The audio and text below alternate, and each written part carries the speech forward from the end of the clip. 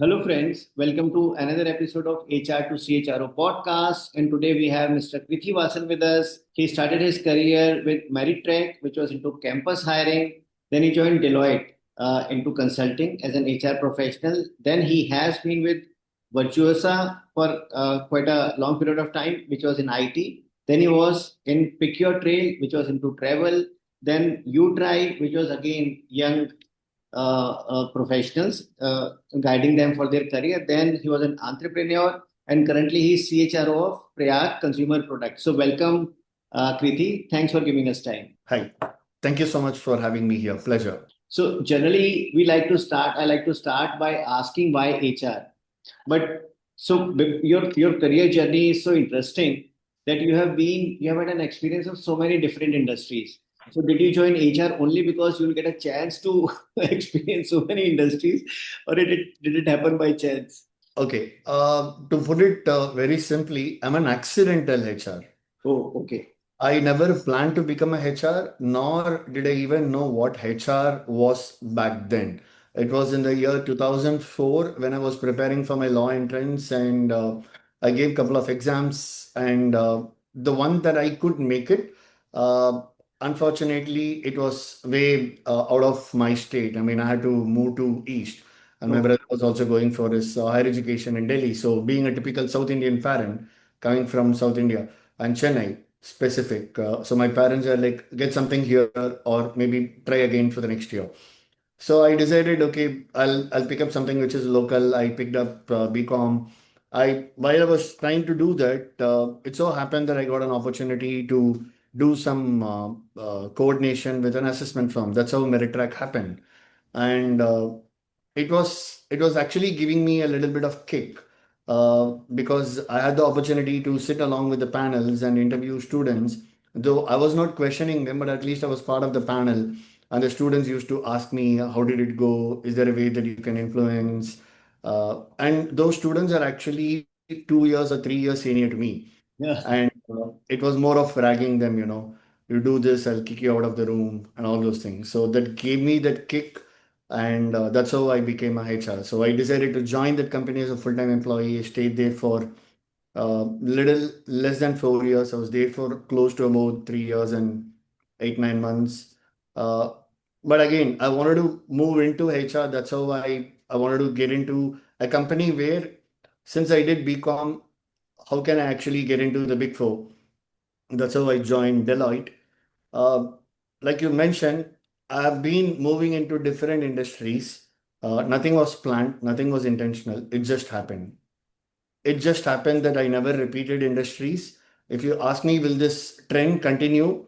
For 19 years, it has continued. I hope it continues like that. Very nice.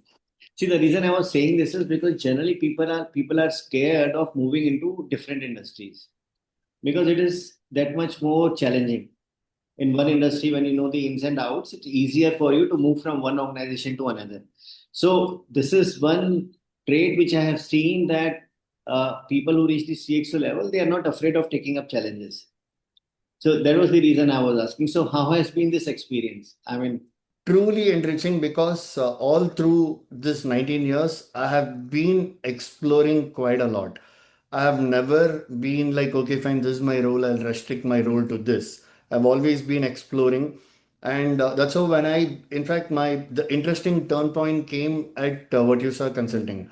When I joined them as a campus recruiter, and I was doing pretty good in terms of campus recruitment, and we were scaling big time. That's when the point came when I was given an opportunity saying that for how long will you keep doing the same thing? And back then, my chief people officer told me that I want you to start looking at certain more avenues. Why don't you start looking at lateral recruitment, but not the conventional way? Try something very different. So I started something called junior lateral hiring, where we don't use Naukri, LinkedIn's of the world. We use our network to hire people very nice. without touching the systems. But how do you go and touch people? That was an interesting assignment that I got. I worked on it. During COVID, a lot of things happened, and for me also, there was a very different episode that happened.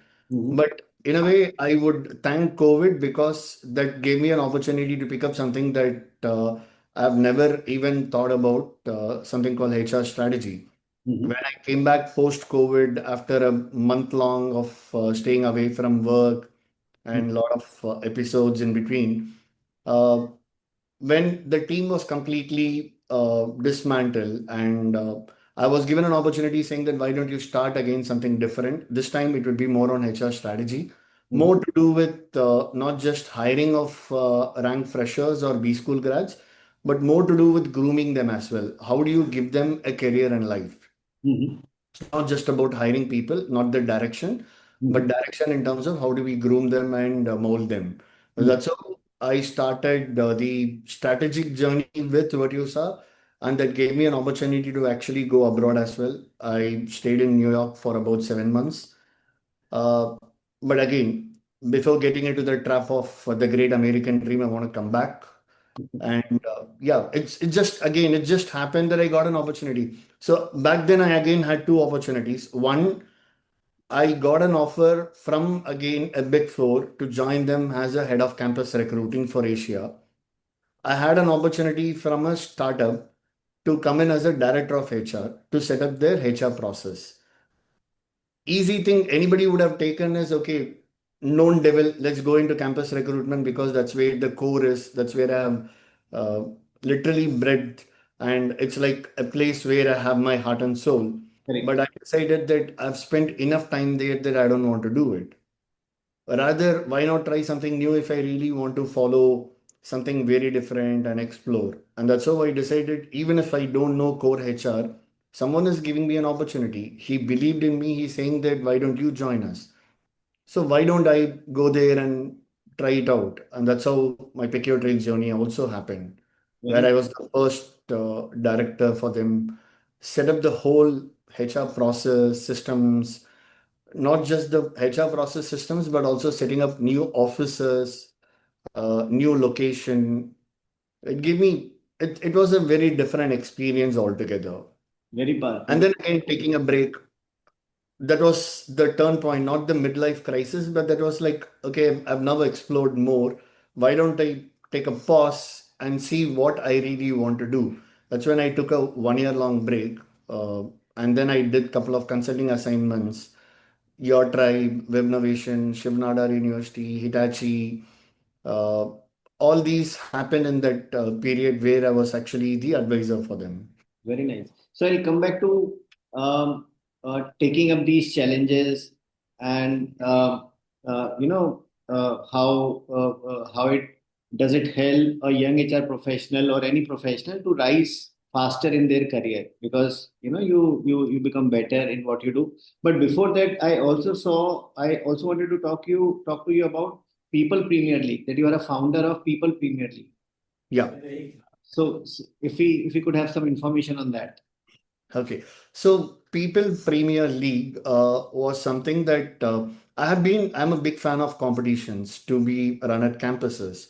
I have done hundreds of competitions and scaled from a first competition with just about 1,000 applications to about 120,000 applications in 2022 with Virtusa. And then Pick Your Trail happened. After Pick Your Trail, when I did a conscious decision of taking a break, while I have been helping brands, I wanted to check Krithivasan as a brand. Mhm. So if I do something, if I do it on my own, will there be takers? Will there be people who will come, who will participate, Mhm. uh, and believe in the fact that yes, this is in the best interest of people? So People Premier League was basically a hackathon for HR professionals, budding HR professionals or students. Okay. That's how I started. I wanted to test my own brand. Uh, is it like people come to me because I was associated with the company, or people come to me naturally because I have built a brand for myself? And I thought that would be a good point for me to test the brand. Very And nice. that's how I started. But yeah, I had to use a company's name. Otherwise, for all the legalities, it becomes difficult. But that company also was not known to anyone at all. That's how I took their help. I built it, started from scratch, made a registration fee just to see will people still pay for it or not. But it was a wonderful experience. I understood that yes, this brand also works. So if Very I have to test something tomorrow, I will not shy away from doing it. It worked. not from a quantity per se, but from a quality per se. I got real solid applications from the names of XLRI to every other company, sorry, the institutes, and it went really well. That's how the name came. Today, the name has been changed because I started it as PPL. Now, the company which helped me, they are running the program, so they run under a different banner altogether. Because I wanted to hold on to that name. It's just that I told them very clearly that since it's something that I started, I would like to hold on to that name. So they reframed it to a different name altogether now. Very nice. So again, would you say that this trait of taking up challenges? See, I was reading a report that only 0.5% people they reach the CXO level. Very few people reach the CXO level. So, how important would you say is this trait of taking up challenges? Not be afraid of taking up challenges in helping in reaching that level. It all depends on how soon you want to get there. And see, there are certain people who are happy with what they are doing. There Mhm. are certain people who are happy with the role that they're doing. Say, for example, I have my own friends Mhm. who have taken a conscious decision that I am good at talent acquisition. I will continue to be a TA head. I Mhm. will never want to move away from TA. That is my core, which Mhm. is correct. And there are certain people who are into campus and they want to stay within the campus. Until I was there at Virtusa, we were at the same trajectory. Once I decided that I want to move away from this and move on, that's where the real turn point happened for me. But for others, they continue to be there. It's just that do they want to take that risk? Do they want to go that extra mile? They always live in that fear that if it doesn't work out, will there be a comeback? Can I come back? Can I do something? Will I be accepted? Because it's also a point that age is also there, right? I Correct. mean, your golden period is 41 to 43 years of age. That's your golden period. Whatever you do before that is not a problem. What you do between 41, 43, or rather up until 45 is okay. But beyond 45 is like companies would want to work with you only when you have that proven track record. Otherwise, they will not. And if they see that you're someone who has been like moving around here, there, everywhere, in terms of the roles as well, not having a proper clarity, they don't want to work with you. Correct. So that's also a reason that people are like they get stuck. Maybe that's a reason the term is still not being coined, but maybe a midlife corporate crisis as to what will happen next. So they Correct. don't want to really take that chance. I understand. Very right, Preeti. See, in the starting, you said that you were lucky enough to realize that HR is your calling because you like interviewing people or being part of the panel. So, what would be your message to people who are still struggling in the start of their career or even after some time, who still haven't got their calling? How should they go about it? See, there are two things, right? I normally tell people that either you need to have a clarity Mhm. or believe in the person who has given you that first opportunity. Okay. Someone has seen something in you, and that's the reason they've actually believed in you and got you there. Put your heart in there. Put your full effort. Don't run behind money. Today, I see most of them come back and say that, oh, I'm a rank fresher, but still I've studied computer science. I need this much salary, or I've studied XYZ course. I will do only this. I want to do only strategy. I want to do. They come with preferences. It's good to have preferences, but what have you done to showcase that you fit there, you belong there? If you don't have anything to show, then if the company says that I want you to do this, pick it up. Do for 2 years. In the first 3 months, you will know whether you're liking it or not. If you're not liking it, it will come up eventually. Either the company will tell you that you're not doing it, or you will realize that you're not liking it. One of these two is going to happen. If you realize that it's not the way that you want it to be, you have the freedom to actually explore. Today in the AI world, you can always try and learn everything. The learning is much simpler, not like you need to go sit with someone to understand how it's done and everything, right? So that's also there. You can observe, you can spend some time. You just need to be smart enough to know how do I reposition, repurpose my whole time to make sure that I'm also learning something. And once I've gained more knowledge, I can go back and say that this is where I want to be. I want to go sit. I want to be part of this group. I want. Today, nobody is going to deny an opportunity unless you show that, yes, you have got what it takes to actually be there. Very nice. Otherwise, believe in the company. When they're giving you an opportunity, that means they've seen something.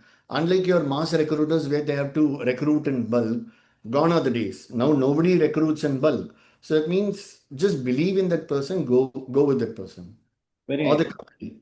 Yeah, sorry. Go with that person or with the company. Very nice. So see, you started your career in campus recruitment. Now that is the time when people are the most unsure of themselves. The lack of self-belief is so. How should they go about handling interviews? Just a small, line from you or small points from you. Unsure about the interview process or unsure about what they're applying for or where they're getting into. They have, yeah, so they have so many doubts. So what have you observed over the years? How can they do it better? What are the common problems you have seen, you have noticed in people who are appearing for such interviews, and which are very minor things, if they take care of those.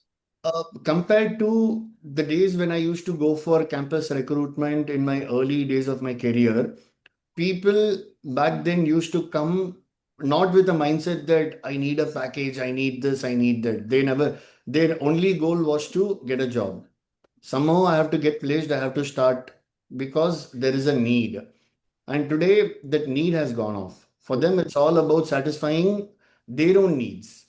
Earlier, the need was different. Today, it is all about satisfying their needs. So today, whenever I've interacted with freshers, they come with the expectation, which are like, ideally, that's not how you should as a fresher. Is there a work from home? Do you give this benefit? Do you have that? I've studied computer science with AI. Will you allow me to work on AI? All those things, it's fine. There's nothing harm. But then you need to know basics. Are you strong in basics? Correct, When you ask them about the project that they have done or the internship, today they'll blame it on the campuses saying that my college never allowed me. But today you don't have to ask someone to allow you, right? correct, You just need to, you can always do your own internship. There are so many people who are doing internship on their own. correct, That's Nobody is going to stop you from doing it. correct. The college has that provision, good. If the college doesn't have provision, all the more easy for you because no, you are not being pushed by the college saying that you have to get it done. That means you have the freedom to choose what you want. Correct.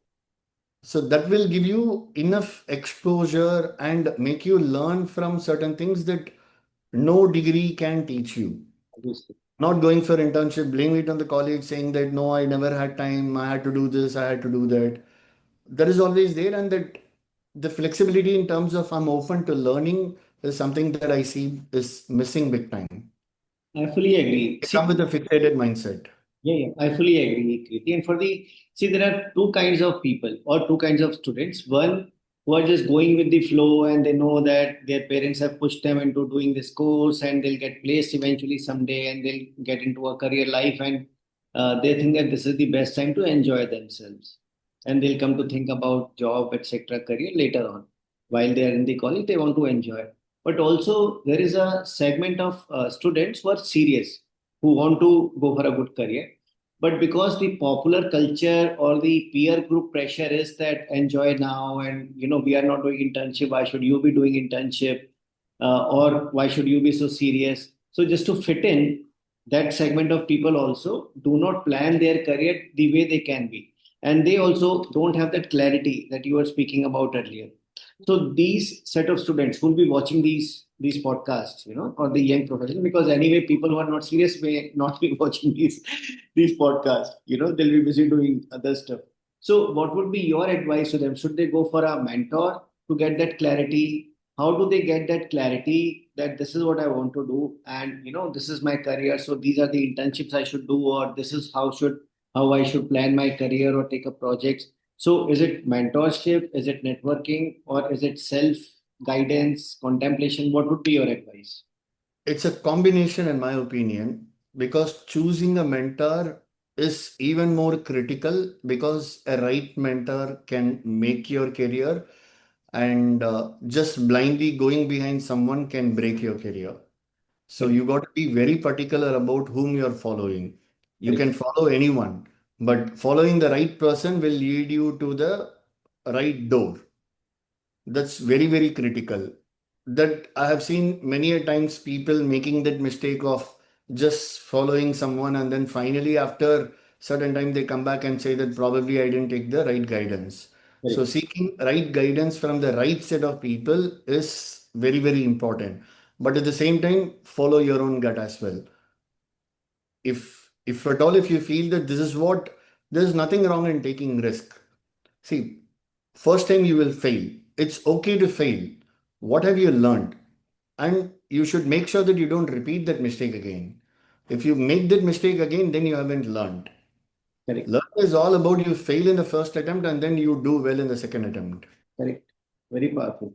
So, see, we have talked about taking up challenges as one of the secret of success, being good in basics, like you said. Have expectations, but expectations come later. First, you have to be good in basics. What else? What else is required for a young professional or a young professional to be successful?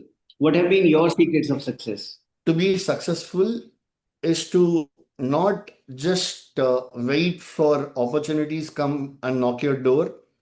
Pick up more and more. Nobody is going to stop you from saying that, hey, you were never asked to do it. Why are you getting involved?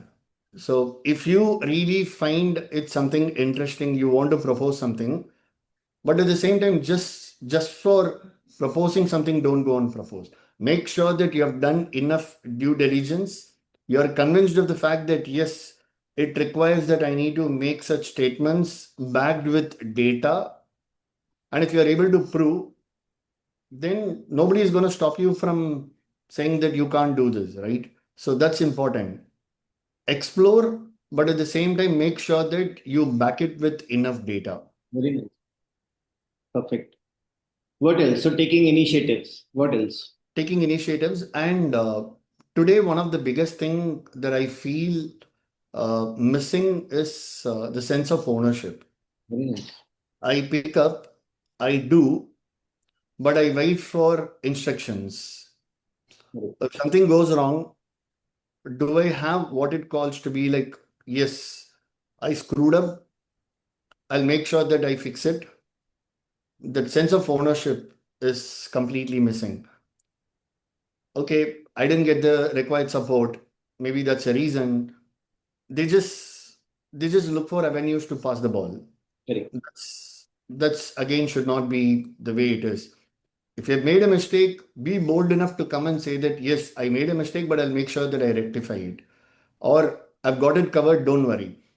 The minute you show that you've got it covered, the company will always have your back covered. I understand. You expecting saying that what has company done for me, but before that, what have you done to the company before you ask such question? Because company is already paying you, you're not doing social service. Correct. In fact, I'll put it in somewhat similar, even more powerfully that what is company doing for my career before asking that, ask what are you doing for your own career? What have you done? What are the initiatives have you taken? What skill development have you taken? Have you done? What courses? How serious are you in taking up initiatives to grow your own career yourself?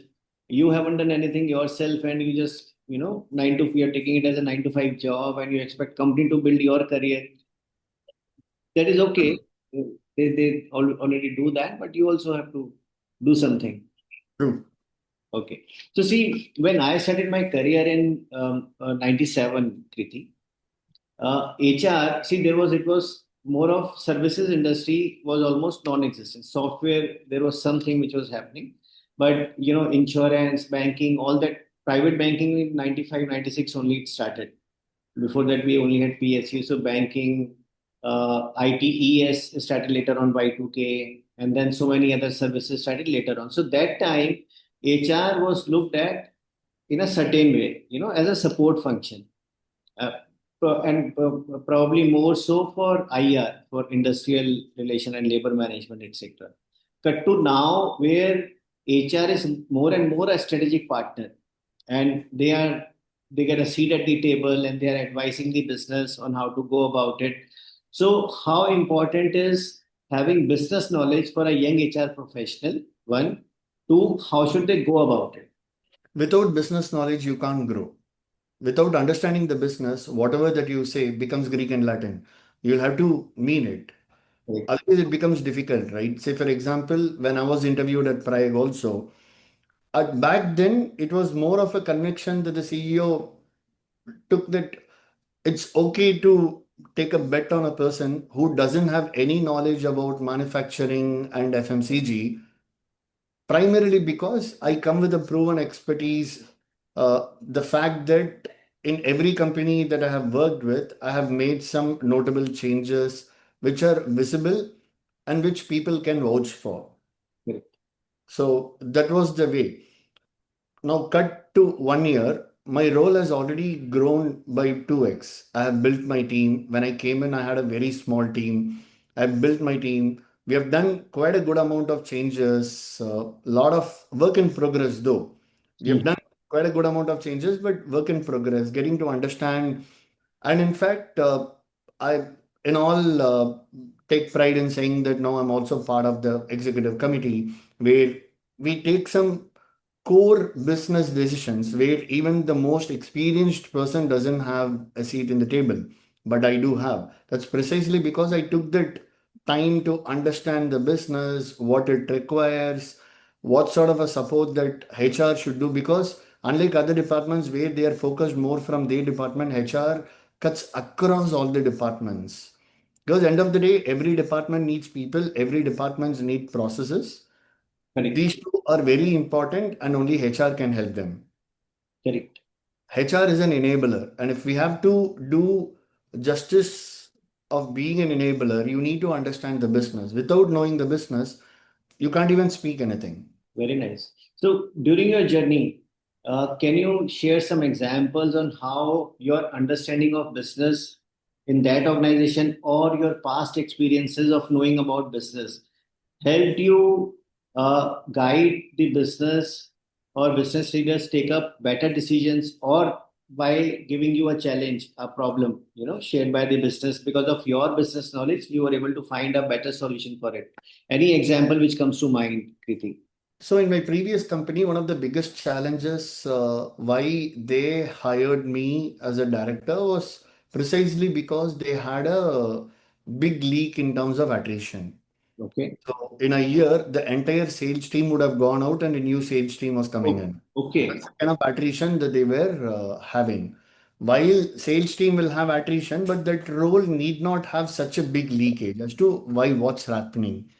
So understanding the business and all those things, everything leads to one, the pressure point in terms of how people are engaging with the members, the sales team members, Mhm. what kind of work we are giving them, what sort of motivation we are doing. Mhm. Why are we doing all these things? First thing, it's for the profitability of the company. That's a core. Any company exists today precisely because of profitability. Otherwise, they would be called as a NGO, CSR, whatever that they want to call it as. Correct. Otherwise, it's primarily for profits. When you are getting profits, why don't you share it with your team in different formats? You can do rewards, recognitions, whatever the way that you want, Correct. grooming them, very simple terms, not even talking about the high level, the HR transformation, but going down to the basics. So when we started looking at those basics, it gave us the flavor that we were missing out on having conversation with people. Okay. When I started analyzing all those, it came very evident that we never had an open heart conversation with the individual. Everything was business transaction. Oh, okay. Nothing was human led conversation. Everything was business transaction. What have you done today? What are the numbers that you changed? Numbers are good, but beyond that, there is a person. Why aren't you looking at the person? Why are you just looking at the number, what he has got for you? That was missing. And having understood the business, how travel works, how tech works, and how sales works, all these three, getting some insights from the industry, what are others doing, and then you tie together a very different program altogether to make sure that now this is what the company really has to do. When we did this, we did see some good results. Very nice. From a 14% month on month attrition, I was fortunate enough to bring it down to as low as 8.6 percentage. Very nice. Very powerful, Kriti. But the interventions were very small, you know. Correct. It was not like a big transformational changes. It was very small. Very nice. So, see, for young professionals, how should they go about learning business? Like when you try to learn, you can give your example. How do you learn about business? And then at the younger level, how should they also go about learning more about business? Curiosity. Very nice. They need to be curious about what they are doing, why they are doing.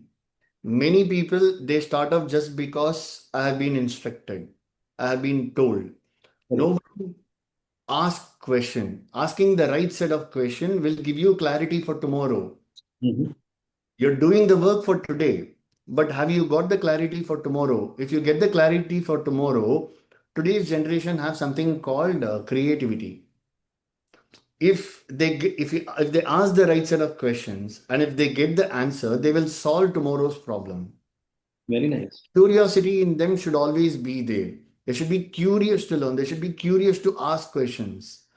But our education system is such that they will never allow them to ask questions. Why are you asking questions? Correct. Why are you always asking questions? Why don't you just follow what we are telling you? Correct. If they come from that kind of a system, then it becomes difficult to break them. So now, see, again, it raises two questions in my mind. See, let's say I am somebody at mid-level or, with some experience, and a youngster comes to me and starts asking me questions. So, when are the chances of my responding better? First, when I've seen the youngster prove himself or herself by being good at basics, by putting in the hard numbers and hard work and all. So then my chances of responding will be higher. Or just somebody comes and starts asking me questions. So what would be your advice on how to navigate that to a youngster? First, prove himself or herself, or how to go about asking questions so that you don't offend the senior and you get the answer also. You can't wait until you prove and then start asking questions, right? So it boils down to simple, how do you want to position your questioning? Okay. Someone has given the work. It's okay to just take a pause and say that thank you so much. I'll definitely get back to you. I'll work on this. But just I have two, three questions and start off saying that could you please help me understand in the business context what it is? Just wanted to know more about the whole data set or whatever that they're doing. Asking the right question, politically right.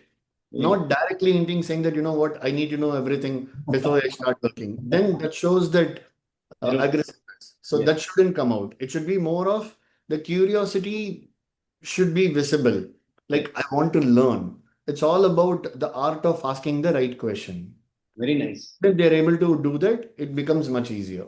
Very nicely put, Preeti. See, one thing you mentioned was don't wait for opportunities to come to you.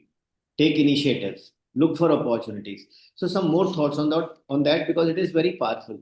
It's how do I put it? I mean, you wanted to know more from how do they take initiatives or How should they go about it? And in case you can share any personal examples at the starting of your career, how did this ability to not wait for things to happen, but going out and asking for stretch targets or, taking up stretch assignments or looking out for opportunities, and how did they help you in grow as a person, as a professional?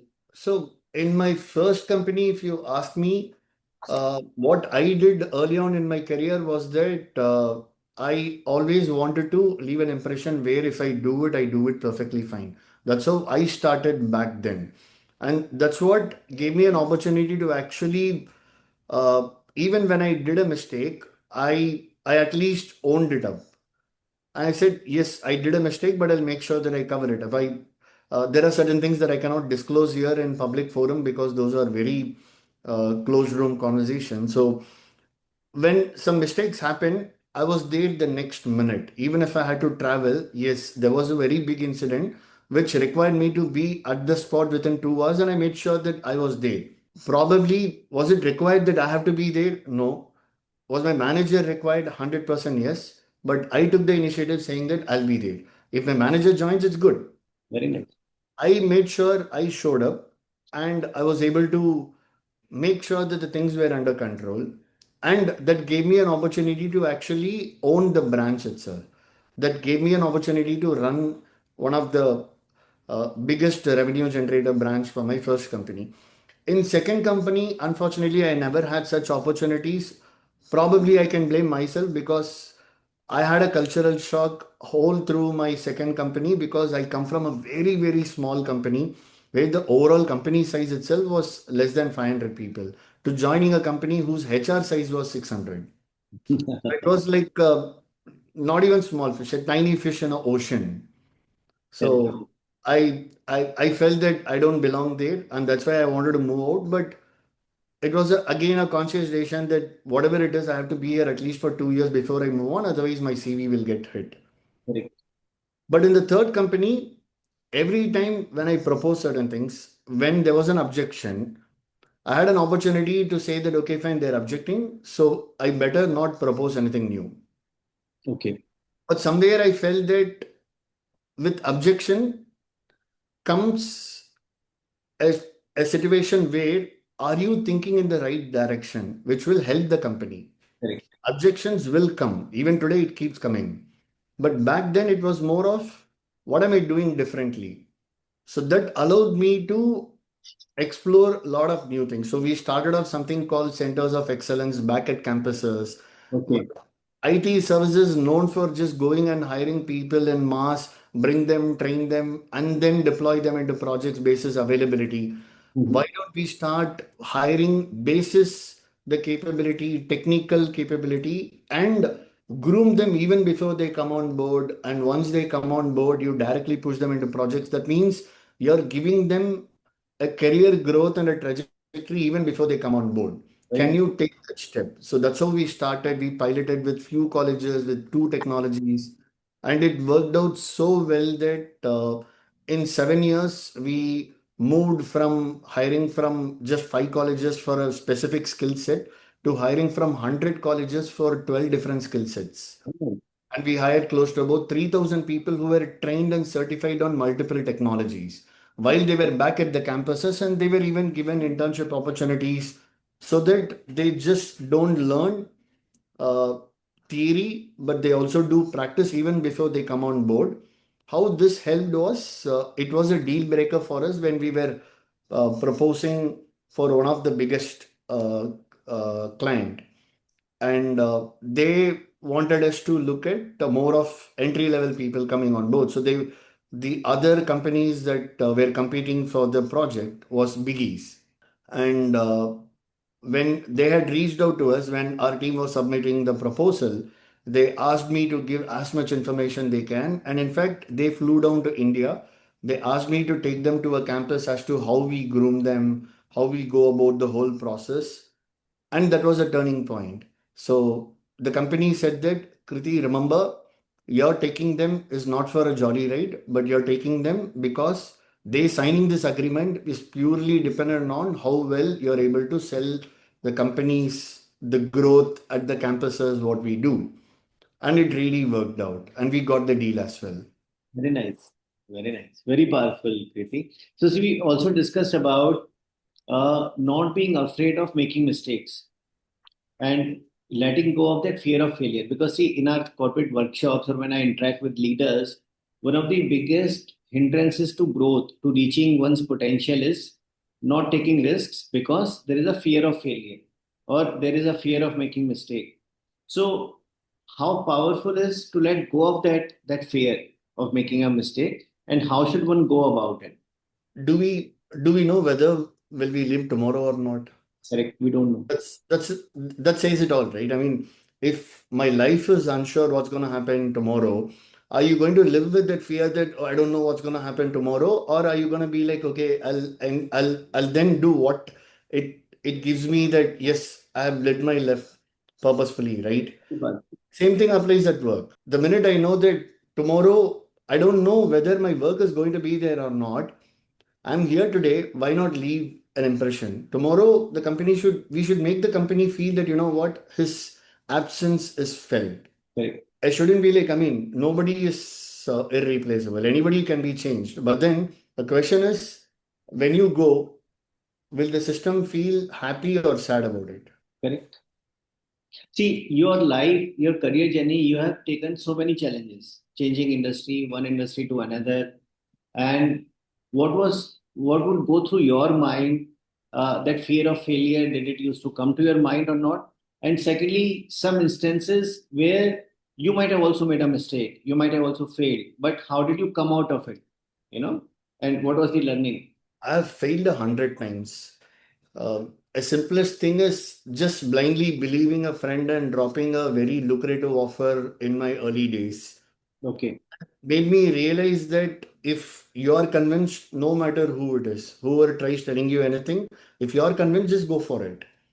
So I've had a lot of setbacks. I continue to have a lot of setbacks.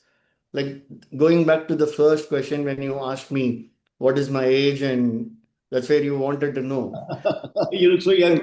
So I was surprised that being a CHRO, you're looking so young. So what is the secret? So it's the same thing, right? So people's acceptance in terms of how can we get there so fast, and it's all about what you want to be.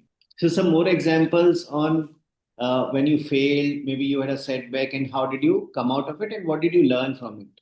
When I Reason failed, I'm asking this is because right now people are very sensitive to failure, because social media, it makes it 10 times more difficult for anybody to accept failure. So from that perspective, if they come to know that even seniors or even successful leaders, they have also failed in their lives, and it's okay. So from that perspective. okay, there are certain failures that I can't go on record Correct. due to the confidentiality. But more than failures, it's all about objections and how do you go about it. Like uh, last year when I joined, the system was very different.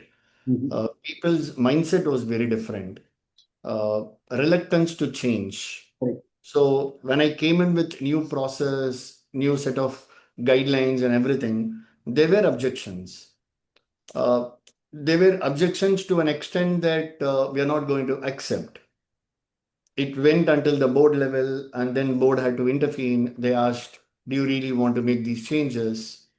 But then it's all about making them understand what you're trying to do, looking at the larger picture. We started performance management system. We went deep into it.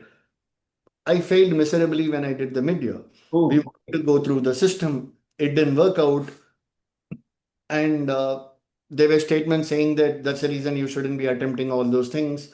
You should just go back to the old process. That was very simple. Why do correct. you have to sweat it out on all those things? I could have easily left it and I could have accepted the old process and then move on. But then what am I doing? Is Correct. that what they've actually gotten me here, or was it for a larger purpose? Correct. So again, went back to the board, rubbed everything, started from scratch. Very nice. Why did this go wrong? How can it go wrong? What do we do to make sure that we don't do the mistake again? When we did for the year end, it was such a sweet surprise that we were able to complete it in lesser time, Very nice. in much less time. Again, there were objections. There were people who were not happy with it, but that's okay. You can never please everyone. Correct. You're Very not gods to satisfy everybody. If there are four employees who are happy, that is what you want. You can't satisfy 40 people. That's okay. But that's also because they have decided back in their mind that no matter what HR does, I'm not going to accept. correct. When they have decided, you can't change them. Correct. But very powerful, Kriti. So this is for viewers who are watching. It's okay to make mistakes, but then in case you make mistake, try to learn from it and remove the problems or the mistakes, that the small parts that you might have been making. Very powerful, Kriti, and so nice of you But to. if you ask me about the costliest mistake I've ever done of moving to US, while Okay. everyone's dream is to move to US and be there and make big money and all those things, little do people realize that making it's not about making money, but does it give you that satisfaction? When I was living there, I was living my heart out. I was enjoying full. I was paid pretty good salary. I had a very good life, everything. But then it didn't give me that satisfaction. Having parents back home, you Hmm. were living there and getting trapped and not, why am I there actually? If I'm not able to satisfy my own needs, why am I actually being there? Money is not the key driver. Everybody runs behind money, but probably have never done that, will never do it. Correct. That's they. So I had to call it off. People told me that's the biggest mistake that you've ever done. Do you think people will hire you now? You're coming back to India without a job. They said, do you even think you're gonna get placed? It's not gonna happen at all. People stopped believing in me. My own friends will not pick up my calls because they were thinking that okay, fine, he's calling, that means he wants a job. I can't help it because it's the extension of the pandemic period. But I did land a job. Very nice. Very powerful, Preeti. So nice of you to share this also. Again, this is so inspiring. I'm sure everybody who would be watching would be inspired by this. So nice of you. You also mentioned about having that sense of ownership, taking responsibility, taking accountability. And that is one thing which, see, I always, I mean, whenever I'm interacting with people, I tell them that right now, because of social media, because of AI, people are not putting in that hard work, or a lot of mediocrity is also rising up. So you just need to be better by 0.1% to come to the forefront, to come into the limelight. It doesn't require too much, because right now most of the people, they are not putting in that hard work. So having that sense of ownership again is so very powerful, that your seniors will notice you instantly, that here is one guy who's different from rest of the crowd. So some thoughts on that sense of ownership, accountability. Sense of ownership comes from the minute you realize that you understand the big picture and you want your voice to be heard, and at the same time, you really want to make a difference. Today, the more they are like, I'm here because I have a EMI to pay, I have a house rent to pay, I Correct. have certain bills to cover. That's the reason I'm here. Then nothing will come. It will be like, okay, fine. They wait for instructions. It's more of what do I do? Where do I fit in the larger scheme of things? That's when the ownership mindset kicks in. For them, it would be like, okay, fine. If I know that that is where I need to, that means this is important for. No job is less or more important. Every job is important. Every one, even a security guard's role is equally important. If he's not alert enough, it might bring down the whole company. But people think that he's just a security guard, right? Correct. So every job is important. They need to take pride in whatever that they're doing, and at the same time, they need to understand why they are doing it and how much of an impact that it's going to leave.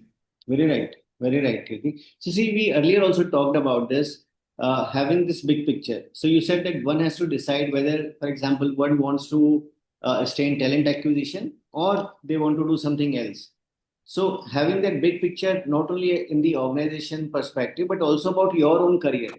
What is your goal? What is your vision? And we discussed that having a mentor might help, but the mentor has to be right, because the wrong mentor can jeopardize your career.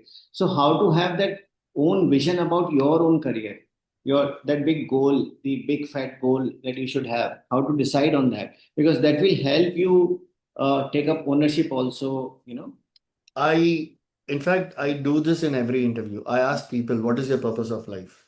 Oh, If okay, you don't have purpose of life, that means you don't even know why you're actually living. correct. And what is in it for you? It's not about purpose of life in terms of building a house or flying in business class or going to destination. Whole purpose of life. Why are you here on earth? It starts there. If you understand that, it becomes much easier. But it can still be a work in progress, right? If you ask me, for me, purpose of life is all about no matter how many other people that I interact with or engage with, if I'm able to leave some positive thoughts in them, I'll be very happy. Super. It's not about money. Money can never be a driver because money is, uh, in my language, there is, if someone asks me how much you want, if I tell them one number and if they give me, my instant thought process will be like, I wish I would have asked more. Correct. You can never quote a price tag when it comes to uh, what you want to achieve in life. Correct. So, keeping money aside, having a proper purpose. Goal can be different, purpose is different. Goal to build a house, to have a big fat bank balance, to achieve financial freedom when I turn 30, and to have like a big dream house, whatever it is, those are all goal. That is not purpose. Purpose is what you want to be remembered for. What you as an individual should people really associate with? But Kriti, see, there's a disclaimer. See, at our age, I'm 50 plus. So at my age, I understand about the purpose. That is why maybe we are doing the, because you also understand. So that is why you are also here, that we are doing this podcast for the sake of benefiting others. But a young professional, 22, 23, 24, how should, because it sounds so very philosophical. And that is why I'm asking again to make it simpler for that person's perspective. How will it make Boils down to a short-term purpose. See, it will continue to be a work in progress. him? Even today, whatever that I say might change probably a couple of years later, but I am not mixing goal and purpose. My purpose of today is very different. My purpose of tomorrow will become different. It is still okay. It can be a work in progress according to me. But at 22, what is your purpose of life? I join a company and make sure that I make my work felt and there is an impact and people can feel and experience what I have done and not really putting in terms of money. That's correct. Very nice. Very powerful, Kriti. Anything else for the young professionals? Anything else which comes to your mind which you would like to share with them? Be open to explore, just be open and don't come back saying that this, I want this, I need this, and be adaptable to the situation. If the situation demands certain things, that's okay. Just go with the flow. You never know. Until and otherwise you experience, you will never know what is in it. Correct. Very Right? When I could have also told my friend who called me for a coordinator job, I would have told him that no, I don't want to do all these things because I'm an introvert. I don't do it. I used to be an introvert. okay. That's okay. Someone is calling me some part-time job. Let me just explore. That's how my HR career started and no looking back. Very nice. So being open to ideas, being open to opportunities, not letting your self-inflicted doubts stop your growth. Very powerful. Very powerful, Kriti. So what about people at the mid-level? What would be your advice to them? People at the mid level, you have spent enough time to understand the business, understand the process, understand what it takes to be successful. By now, you should be in a position to know where this track is going. Are you on the right track? If not, it's important that you will have to get down to the next station. Don't continue the journey. Very nice. Or if you're sure that yes, I have traveled enough to know that this train is not going to take me to the place that I want to get down, don't continue the journey, get down. It's okay. Even if you want to stay in that station for some time, that's okay. Don't think that what will happen tomorrow, will I be able to do this, do that? You don't need to have those questions. It's okay. So long as you have clarity, first you need to have a clarity that whether this train will take you to the destination that you want. About your purpose. So first you need to have clarity about the purpose that you have, then Yes. the clarity whether this very nice, very powerful. Please go on. So then it's okay, even if you want to take a break. See, many people have the fear of if I take a break, how will people accept? Correct. But it's all about how you position yourself. Even I had 1 year break, but I had a proper answer as to why I have taken this break. It was a conscious decision. Are you able to make sure that you're able to convince the person on the other side that this is why I had taken? Because they also want to know while you have taken a break, everybody deserves a break. But for what reason? Why? Is it because you are incapable of taking up newer roles that you couldn't get placed, or is it because you were actually waiting for the true calling? Very, And probably the call has just landed and you want to move forward with it. very nice. Very powerful. What about people at the senior level? What would be your advice to them, Prashant, Kriti? Probably I'm still not at that level where I can give inputs to seniors, but still, it's all about making sure that as a senior, you should ensure that the juniors are given the right guidance and the kind of leeway. And if they make mistake, it's okay that people do make mistakes. I always, while I use this with more of freshers and entry level professionals, I also tell my current leadership team saying that be that senior you always wanted one for yourself. Very nice. You wouldn't have got that kind of a mentorship, guidance. And it's okay to say that, you know what, I learned all by myself. It's okay. But what are you doing for your team? Correct. You want them also to follow, because what if they are not going on the right track? How are you making sure that you instantly catch them and make sure that they're going in the right track? So, are you that senior who you always wanted one for yourself? Very nice. Senior for anyone and everyone. Very nice. See, it has been more than around an hour since we started talking, Kriti. So we have to stick to the time limit. So I'll try to summarize. So it's like taking up challenges, not being afraid of making mistakes, fear of failure, taking ownership, taking responsibility of your decisions, taking up stretch targets, taking initiatives, not waiting for things to happen to you, going and taking initiatives. And I think we also covered a few other things like I think curiosity, the big picture and curiosity, having curious about business and about other things, and having the big picture. So it has been a wonderful decision. Some final words from you, Kriti. You've already summarized, but be open to learn. Learning never stops, especially for the young people who are going to start their career. They always think that, okay, fine, I've finished my engineering, I've studied, I've completed. Learning never stops. The day when you feel that, okay, fine, I've completed my learning, that's the day that you're like done. You can't move forward. So the learning is something that happens on a daily basis at work, at home, at life. So be open to learning, unlearn, relearn, continue to learn. Very nice, very perfect. Thank you, Kriti. Thanks for your time. So nice of you.